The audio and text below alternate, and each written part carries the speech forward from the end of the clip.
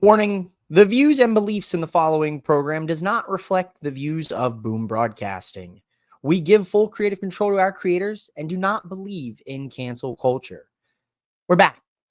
Viewer discretion is advised. We do this every week. Let's just get to the intro. Live from the MOWM studio, Boom Broadcasting presents The Nightcap.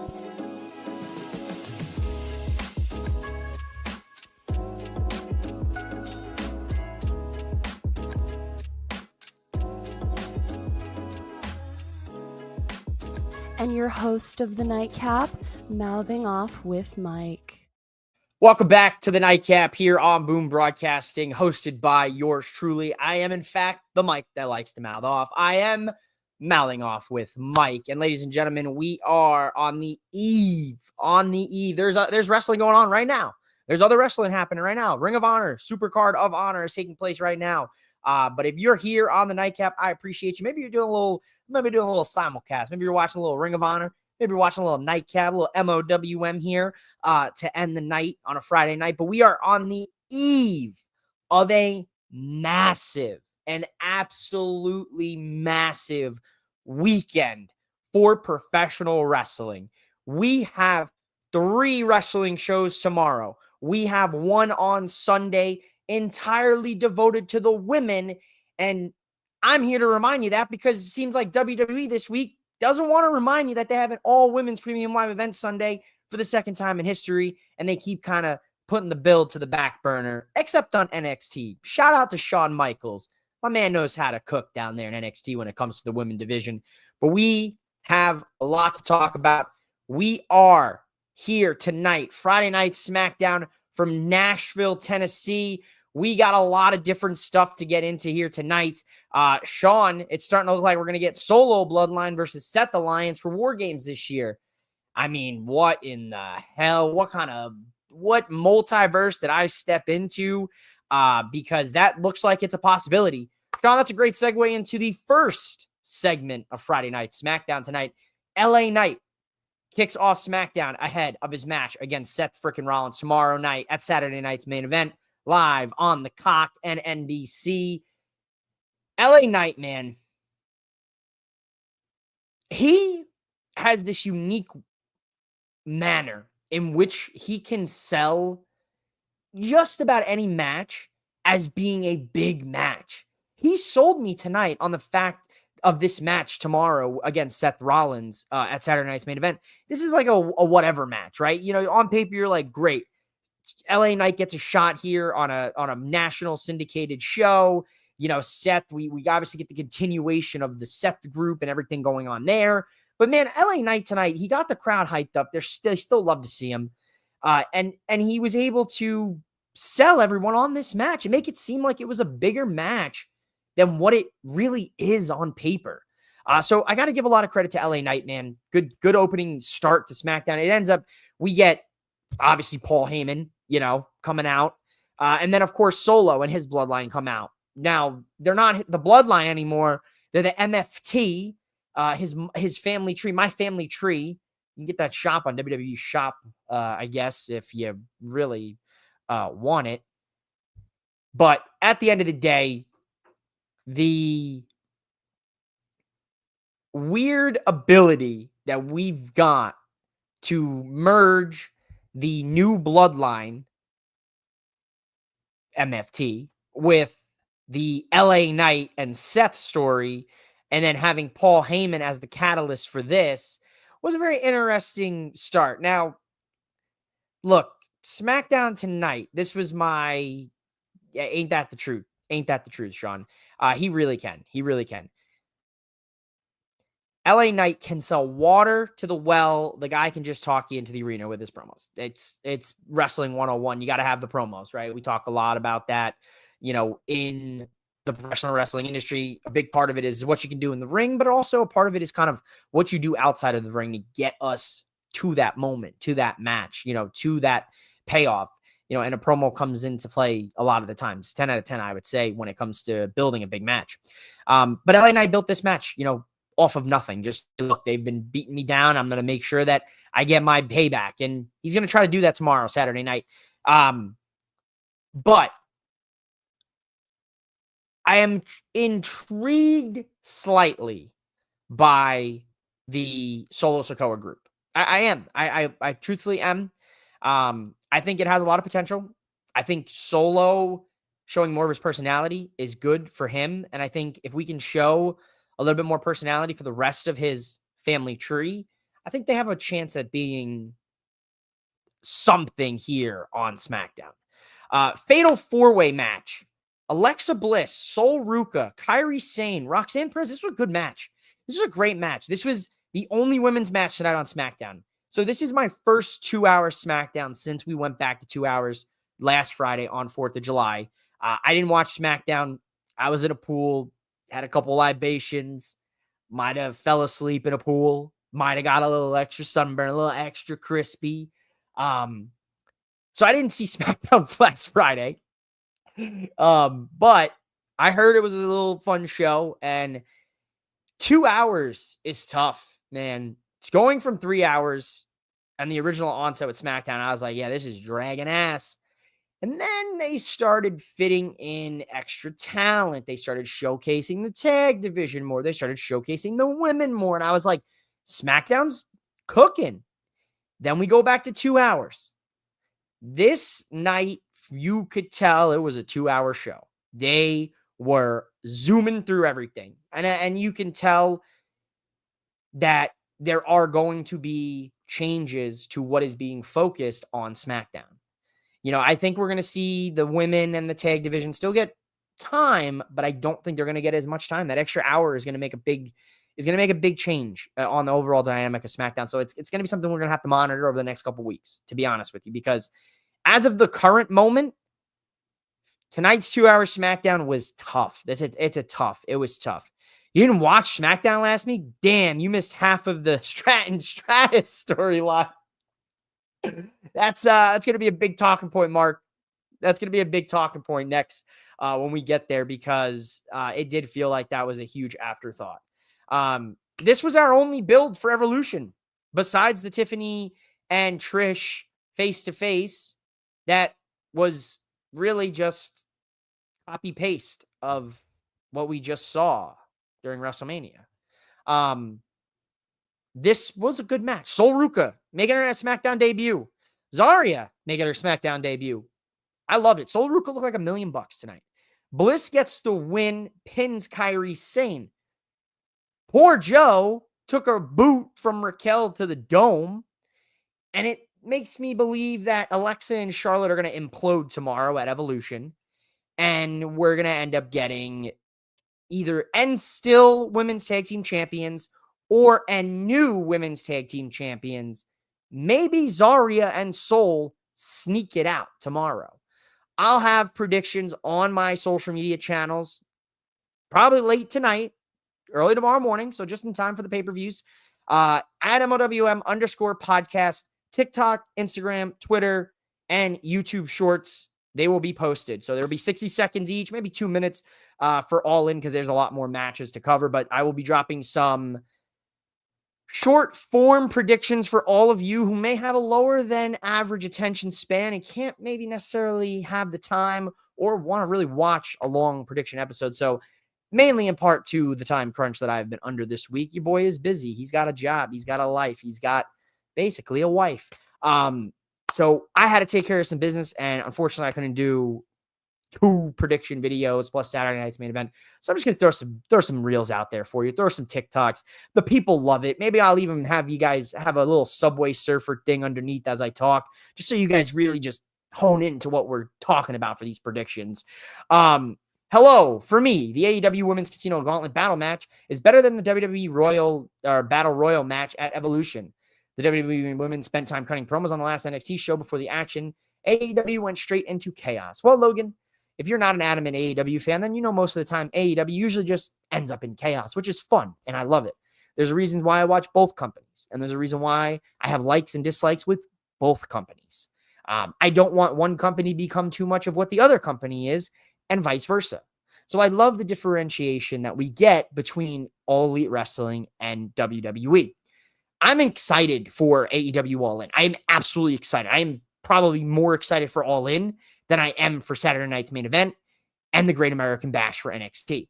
But as a wrestling podcaster, there's a huge opportunity for all of us out there to talk about the thing that we love to talk about, pro wrestling. And when you got 4 different shows this weekend, 5 technically, if you count Ring of Honor tonight, it's a great weekend. We all win. We reap the benefits. So people going on social media, moaning and groaning and complaining and saying, well, I'm only watching AEW, fuck WWE. And the people saying, I'm only watching WWE, fuck AEW, that shitty indie.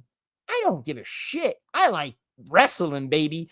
I'll go out there. You could throw on again your local shit indie and I'm in and I'm watching, okay? So I'm excited, but I agree with you. The women's gauntlet match is going to be very interesting at All In tomorrow because I expect a surprise. I'm expecting a surprise or two. You know, maybe we get an Elena Black. You know, maybe we get an Isla Dawn. Maybe we get a Priscilla Kelly. Maybe we get somebody completely off the wall that I'm forgetting off the top of my head in the women's division. Maybe a Britt Baker return. Maybe Britt Baker appears at Evolution in the Battle Royal. There's so many possibilities. Can't wait to talk about it. 60 seconds on my social medias. But I agree, Logan. I think it'll be a very interesting.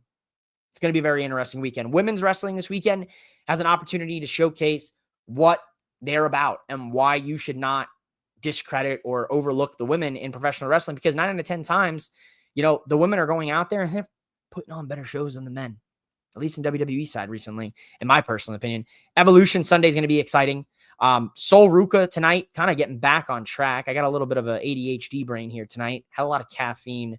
It's been a long day. So I'm kind of a little all over the place, but I'm excited to talk for once in a while, you know, so bear with me as we just talk it through at the end of the day. Give me a hell yeah if you agree with MOWM. I like wrestling, baby. Hell yeah, Sean. Hell yeah. Speaking of Sean, Sean did drop his new episode of Wrestling of Destiny out there on Boom Broadcasting. It is live. He is talking about WWE, NXT, and Ring of Honor Showdown. Who comes out on top?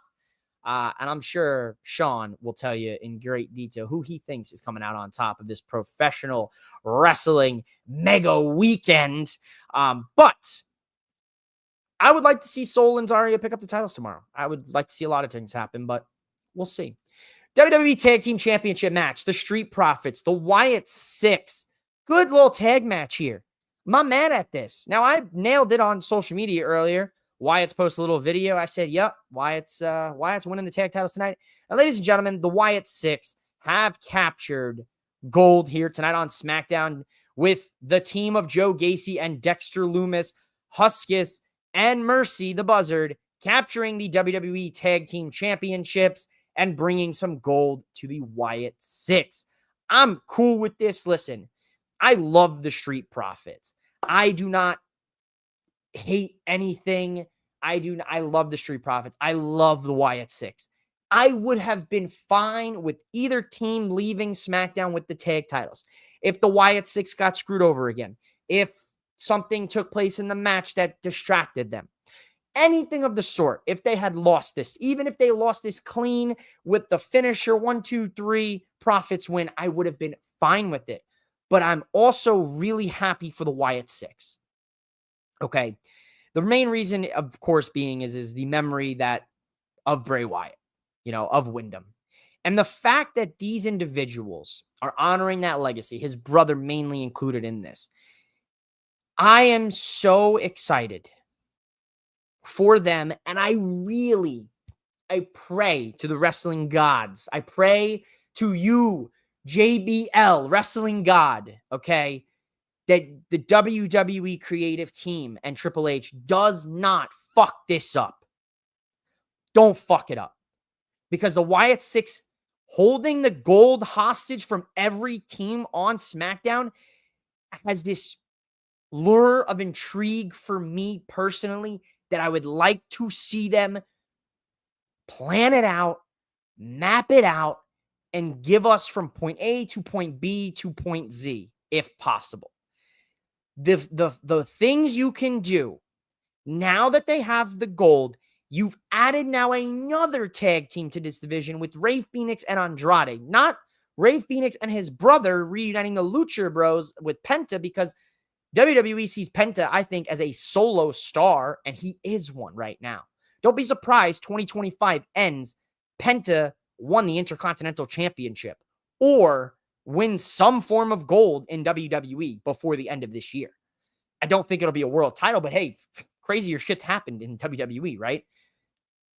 I think the Wyatt Six holding them hostage, cutting the videos with the gold, showing the history that Bray and the Wyatt family of the original Wyatt family had, and the history and the meaning for those tag titles, for why the Wyatt Six wanted them. If they can tell me in the next few weeks the motivation for Uncle Howdy for telling his family to target the tag team and come for them first, that would be fantastic. And if you can give me a story where they're holding the hostage of the belts and every tag team in that division is fighting tooth and nail to get those titles off of them because they are scared shitless of them, you have something special.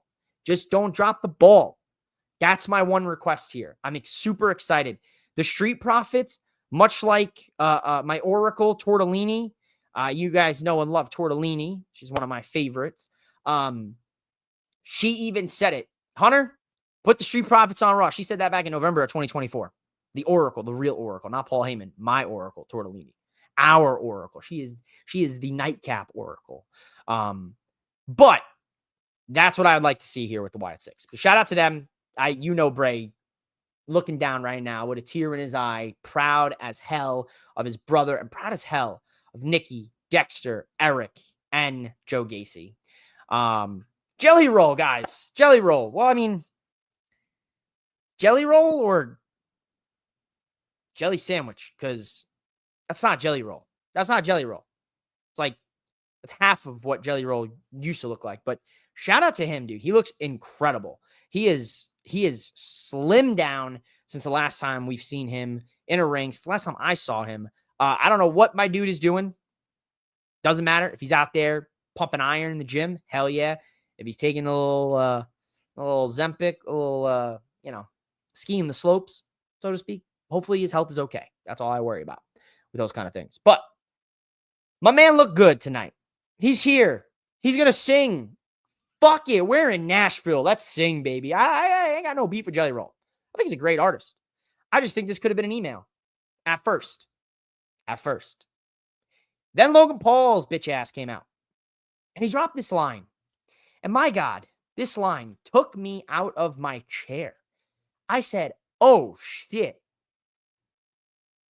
Jelly Roll makes music for people who have tattoos of their children but don't have custody of them. What did he say? My God. Logan Paul, listen. He grows on me week in and week out. Listen, I know he can do it in the ring. The guy's fucking physically gifted. He's got more physical acumen in his pinky than half of us do in our day-to-day life. And he's been doing this for literally not even a full cup of coffee, or at least he's gotten about this much through his bottle of Prime that he carries in his back pocket everywhere he goes. But he comes out, oh, I don't want celebrities in the industry that I work so hard and blah, blah, blah. I'm tired of these influencers and YouTubers and musicians and whatever the hell you are, Jelly Roll. What a son of a bitch. Like, you gotta hate him. You love it. Like, he's on a level where Dom was a few years ago, like last year, where you just, anything Dom would say, you just booed him. Logan here, man, he knows how to do it. He impresses me. That's when Randy Orton comes out. Full crash out from Randy Orton. We are in middle of crash out Randy Orton zone here. Calls him a punk ass bitch. I don't even think he said motherfucker, but I think USA clipped that real quick. But then, of course, Drew McIntyre comes out. Once again, more build tonight for Saturday night's main event tomorrow than what we did for Evolution. Now, could I be crazy Could I have been crazy and said here what we could have done instead? Okay. Was maybe had Jelly Roll kick off the show. You kick off the show with this segment. So then you can build everything around, like you can build down. Like if this goes over, which I think this segment did go over because R-Truth and Aleister Black was 4 minutes flat. If you start with this, then you branch over into at some point in the show, maybe here you do LA Knight and the Seth Rollins and all that stuff. If you start the show with Jelly Roll performing, you give yourself the ability to trim from every match instead of just one match. If this segment had went overtime, I don't know. I'm not a fucking producer. What do I know? I'm just a guy in a Mr. Iguana t-shirt, which finally got it in stock. Great shirt. One of the actual good cut shirt from Fanatics for a change. So thank God for that. Got my Steph Vac hair shirt. Dude, the thing is it's a medium but it's a large. Like, what are we doing here? Things cut like a medium. This is like a true large, and I actually feel good in this shirt, you know? Got to hide the old dad bod while we're here. I don't have any kids, just whatever. Tangent over. I'm moving on. ADHD brain like a motherfucker tonight. But yeah, okay. Jelly Roll Randy Orton versus Logan Drew McIntyre. Make that make sense. Why would Drew McIntyre, from a character standpoint, ever want anything to do with a guy like Logan Paul? Logan Paul's taking shortcuts. Logan Paul's a YouTuber. He doesn't give a shit about the company. He only cares about himself. Drew McIntyre has been a company guy. He's tried to stop people being outsiders coming into the company. Case in point, CM Punk. How does Drew McIntyre go from one of the best stories ever with him and CM Punk to this? What a fall from grace for the guy. Like, I feel bad for him. Because, like, you're working with Randy Orton. That's hell yeah. Hell yeah. Randy Orton, Drew McIntyre. I'll watch that any day of the week. I'm excited for their match tomorrow at Saturday night's main event. But then you insert Jelly Roll, and then you insert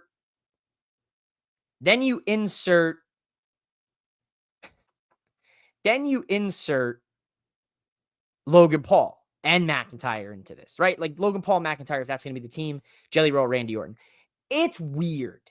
I hear me out. I probably would have been fine if they did Jelly Roll versus Logan Paul, just a singles match. I'd probably be fine with that if you gave me a throwaway celebrity match at SummerSlam. But then you include Randy and Drew, and I'm like, but those guys should be doing something more at SummerSlam, not teaming with celebrities and a YouTuber. I guess, whatever. This is the company it's been. This is how the company's always been. Celebrities, musicians, athletes have always been hand in hand with professional wrestling and WWE. It's sports entertainment for a reason. But man, I don't know. Just something feels off here. Much like R-Truth and Aleister Black felt off. It was a roll-up win for R-Truth. Then Aleister Black goes backstage and Priest tries to calm him down and he hits Priest with the black mass. And now you're getting Aleister Black and Damian Priest. I'm cool with that, baby. That's heat. That's heat right there. But I don't know, just something's not clicking there. And then, of course, Trishy and Tiffy face to face. This was a boring promo. And they put him in the worst spot of the show. Like, you put him on right after that, and then you put him on right before the main event. And then you don't even let them, like, it was the same BS. Like, don't get me wrong. This is a dream match, these two. Like, I'm excited for this match. Like, the vibes here. Look, two blondes, this is the past and the present looking at each other in the mirror right now, right? Like, I could see Tiffany being a Trish Stratus of this decade, of this common era of wrestling. Like, if she were to fine-tune that character, I think you could have, a modern day Trish, right? But they didn't give them anything. And Mark even said it earlier about this, was that it's been built in the last week and a half. They didn't do anything. They didn't give us any video packages. They didn't say anything. They just said, Tiffany Stratton, the tiffiest of the tiffies, challenge Trish Stratus to a match at Evolution. And we get it. That's it. We just picking opponents. Pick me next. I want to be the women's champion. Shit. Hell yeah. Just a joke. Please don't cancel me for that. That was a silly joke. Relax. But if that's the point, that's the point I'm getting at. We just pick our opponents. Like, fine, pick them. Let's do it. Let's why didn't you pick Lita? Why didn't you pick Michelle McCool, Trish? No build. No build. They didn't even get to do a build tonight. They just talked. Oh, I looked at one of your matches on VHS. Oh, did you learn about a VHS on TikTok? Be for real. Come on. You could have given us anything else. Anything else. I don't need a 60-second short to give my Evolution prediction. Blake Monroe is winning the Battle Royal. I love you, Mark. I love you, Mark. Let's see what Logan said. Did you watch last week's GCW show? Marcus Mathers and YDNP, Alec Price and Jordan Oliver versus Billy Starks, Megan Bain, and Mayu Yamashita might be the greatest 6-person intergender match I've ever seen. No, Logan, I did not get a chance to watch GCW show last week, but I will go look and I will watch it and I will report back to you. So you're giving me some homework over the weekend on top of the 5.5 wrestling shows I got to watch. You're giving me an extra match here. I'll do my homework, Logan. I'll come correct the next time we're live here on the stream. But man, oh man. Wow, what a lackluster build for what I would consider one of my dream matches here. Oh, I don't know. I don't know, guys. I'm working out the details here as we speak. I'm texting Triple H like, yo, bro, what are we doing? What's going on here? Are we gonna, remember that we have a whole pay-per-view Sunday for the women? Like, if it was up to me, Shawn Michaels would be running the women's division across the board. In my personal opinion, Shawn does an incredible job with NXT. The NXT women's division might be like AEW's women's division's heating up again. Summer, so Tony's got his eyes on it. But the NXT women's division is like one of the best women's divisions I can watch. And the TNA division is there too. Knockouts division is solid. I'm not going to front on the TNA gals. But the NXT women's division is so good, and Shawn Michaels does a great job with it. What I would like to see is Shawn Michaels maybe give some input to Triple H. I think Shawn should have booked Evolution. I think Shawn should call the shots for Evolution. He should have. He should have handled this because he handled 90% of the build of Evolution on NXT. Stratus and Stratton does have some backstory since they had a confrontation at Money in the Bank, teamed at Chamber. Storyline seeds were planted but never watered. Good point, Mark. I was thinking that as I was talking about it, I was like, they teamed at Chamber. Now, personally, what I would have liked here, when they teamed at Chamber, I would have liked if at the end of it, Trish would have turned on Tiffany, and then they would have backburnered it. Then I would have liked to seen Tiffany say, well, who wants to challenge me for the title? And then Trish comes out and says, remember me, Tiffy? I'm here to stratify and make the title stratified again. And I'm challenging you to a match at Evolution. And then Tiffany's mad because Trish beat her up after their Chamber match. That would have been good. That's the watering for the seeds we needed. I agree. Mark and Mike, baby. We're gonna link up. The greatest tag team that's never been a tag team before. Not to steal you away from Rick. We're not doing that. We're not doing poor Rick like that. You guys are still the greatest tag team, but I'm gonna have to slide in there and we're gonna have to be a trios. We're gonna run the trios division. Whatever happened to the trios division in AEW? Do we still have a trios division, guys?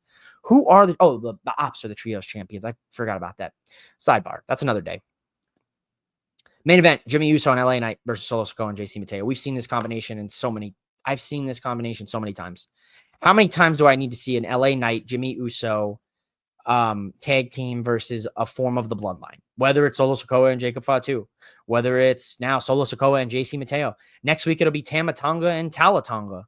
Next week after that, it'll be Solo Sikoa, Tala Tonga, and JC Mateo versus LA Knight, Jimmy Uso, and Jacob Fatu. Then the following week after, it'll be 4 versus 4. We'll find 2 other people. We'll call up Jay from Raw. We'll get Jacob, Jimmy, LA Knight versus Solo Sikoa, JC Mateo, Tama Tonga, Tala Tonga. Then we're going to call Tama up. Tangaloa. I forgot. His name's Tangaloa. I forgot. Tangaloa. You got Tangaloa. Tama's still hurt.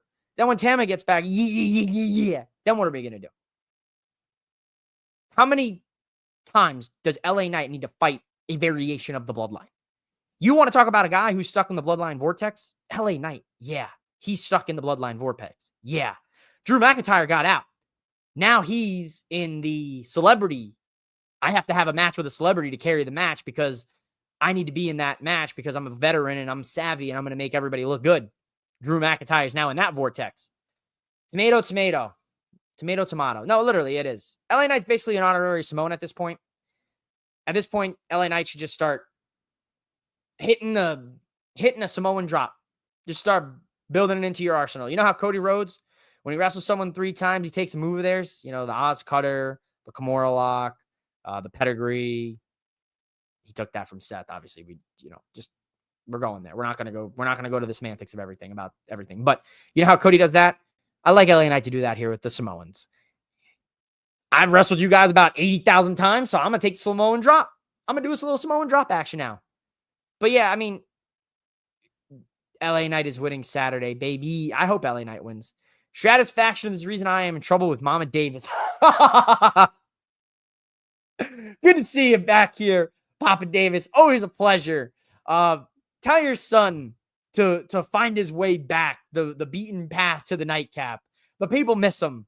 We need Mike and Mike time. But for now, I'll take Mac and Mike time. Love you, Papa Davis.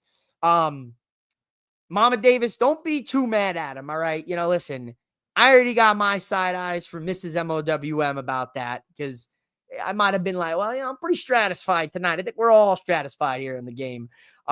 Stratisfaction guaranteed. So, do you guys want to know a funny story? There's only a few of you here tonight, so I'll embarrass myself. So it's WrestleMania 39. And we're out there in LA, and we're in the Superstore, and I'm running around like a chicken head without my head because I'm like, oh, I gotta get this shirt, and I gotta get this shirt, and I gotta get this, and I'm, whatever, credit card because I am $30,000 in credit card debt. When they call me, I tell them I can't pay it back yet. Credit card debt. Anyway. So we're in the Superstore, Mrs. MOWM and your boy MOWM.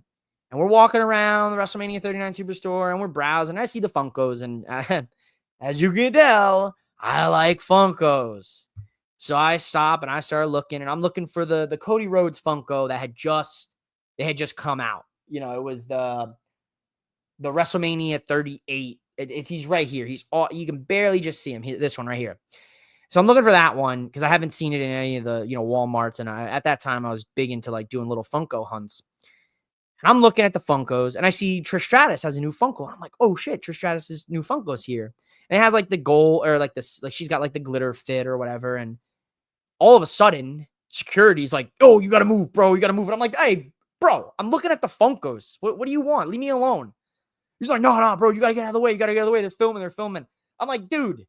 They're filming the crowd. Like, I'm looking at the Funkos. Leave me alone. No, for real. You need to move. And then Mrs. MOWM goes, is that Trish Stratus? And I go, where? And I'm locked in. I am locked in. Where's Trish Stratus? That's all I heard. Where? She goes, isn't that her right there? And I look, and I am face to face with Trish Stratus.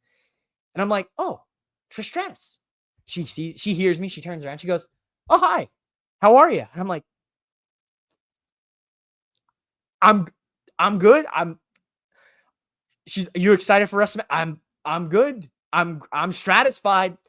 I'm stratified. That is exactly how it went down. Mrs. MOWM, there is a video. There is in fact a video of this. This really did happen. I did in fact frozen in front of Trish Stratus. She had the hat. Listen, I was stratified in that very moment. Didn't know what hit me. Didn't know what was going on. Mrs. MOWM took me out behind the building, hit me with a steel chair, and said, if you ever do that again and embarrass me, then I'm finished with you. So that was it. So that's the story. So I was stratified. I folded, folks. I froze. I don't freeze. I can talk to anybody. I've met celebrities, baseball players, football players, basketball players, wrestlers. I've never frozen. I froze, dude. I was like, I saw literally what her shirt said tonight. It's funny because she's wearing the shirt. Your first crush. I literally saw her face to face, and I'm humming. Yeah, good times, guys. WrestleMania 39, what a time to be alive. Then there was that lady who was ripping shirts out of my hand. They went hard in LA. Good thing when you were face to face with Trisha, you would have been in serious trouble when this is MOW.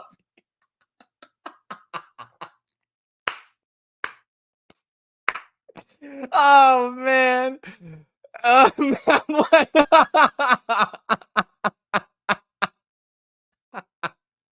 Oh, dude, if Stratus is gonna be at WrestleCade, you gotta go. You gotta meet her. She's iconic, dude. She's so fun. Oh man, listen, listen. I'm not gonna say anything about Hogs getting cranked or anything like that, but for me, Triple H should focus on booking the men's division in WWE. And Shawn Michaels should take over booking the women's division on Raw and SmackDown. Shawn's work with the women, and yeah, absolutely, Logan, we are in agreement. It is decided. We are now going to send a petition. I'm going to write a strongly worded letter, and I'm going to send that to TKO's doorstep. And I'm going to ask them politely, please let Shawn Michaels handle the women across the board because he does so well with them. But yeah, that's my funny story about stratisfaction and being stratified. Guys, I have a very important announcement to make. I said I was going to kick off the show with a massive announcement, but I lied. I'm a liar. I am going to end the show with a massive announcement. Okay, so buckle up. In the words of Undertaker, buckle up, Teddy.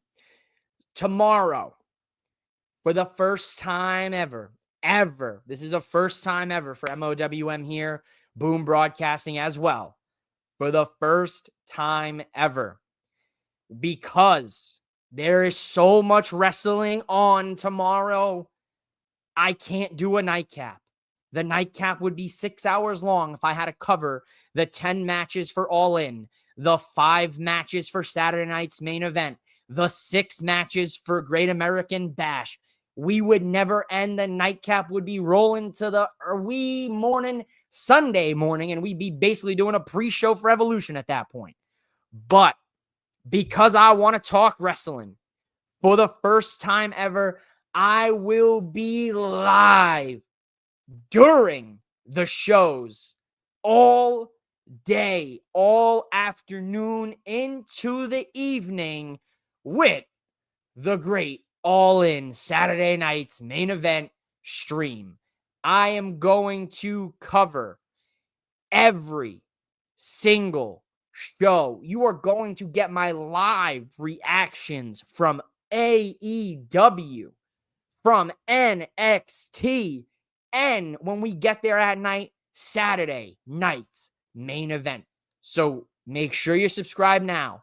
Hit the bell, subscribe to Boom, subscribe to MOWM, subscribe, because you are in for a MOWM mega stream tomorrow, folks. Never been done. Never done it.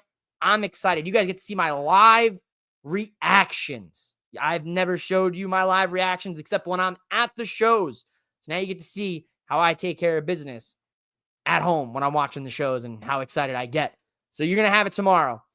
The Great American All In Saturday night's main event bash. It's going to be crazy. We're kicking off at 11:45 Pacific Standard Time, 2:45 Eastern Standard Time, because All In starts at noon my time, 3 your time. So does NXT Great American Bash. So they will be live. We will be dual casting with you, watching both. My eyes are going to be going this way and that way, but we are going to live stream it all. The Mouthing Off with Mike Marathon. Trips needs to stop booking 3 shows at once. It's been Sugar, Honey, Iced Tea. Facts. Watch along, baby. Dami Feds, what's up, brother? Yeah, we got to watch along tomorrow. So stay tuned, guys. You might see Sean in the building. You might see Rick in the building. You might see some guys from Four Sides. You might see some guys from Championship Culture. You never know. You might see Derek from Derek's Wrestling Toys and Tees. Hell, you may even see and get the debut of Mrs. MOWM. The Great American All In Saturday night main event stream sounds like the next evolution of Mouthing Off with Mike. Absolutely. It is the next evolution of Mailing Off with Mike. And of course, I'll be back Sunday night after Evolution for the Nightcap, of course. Say that name one more time. The Great American All-In Saturday Night's Main Event. Mailing Off with Mike Mega Marathon live here on Boom Broadcasting. Mailing Off with Mike Wrestling Podcast and every social media channel that we can stream to, baby. We'll be live. Started at 11:45, 2:45 Eastern Standard Time, 11:45 Pacific Standard Time, and you get me all day. There you have it, folks. Stay tuned tonight for social media at MOWM_podcast for my predictions for all of those shows that I just announced. Evolution, Saturday Night's Main Event, All In, and the Great American Bash. 60 seconds. Predictions coming your way tonight across social media. You know them when they're there because you'll see them when they're up. Guys, I'm out of here. I'm going to go watch Superman. I'll let you know how it is. Don't forget, tomorrow, 11:45, we're kicking things off. It's going to be hot, just like it is out here in the Valley of the Sun. I'm out of here, guys. Peace out. Much love. Thanks for hanging out with me tonight on the Nightcap.